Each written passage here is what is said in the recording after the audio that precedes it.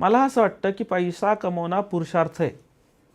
तो कमवताना लाजू नये, तो कमवताना हेजिटेट होऊ नये. 4 रुपयाची गोष्ट मी 400ला विकत असेल तर विकतोय, I don't mind doing that, आणि तो विकायलाच पाहिजे. आणि त्या प्लॅनिंगने, त्या माइंडसेटनेच आपण हे सगळं बघितलं पाहिजे. आणि वाईल डुईंग दॅट तुमच्याकडे हे मॅट्रिक्स असणं फार गरजेचं आहे. So coming down to your question, हे कधी व्हायला पाहिजे, तर yes, it has to happen on day 1.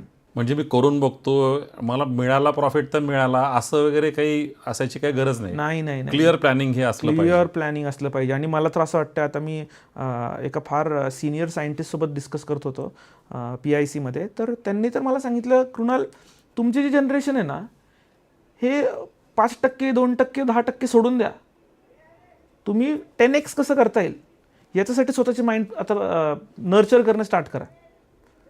आणि मला ते खूप फील झालं. मी बोलणार नाही, आपण इथे चुकत होतो.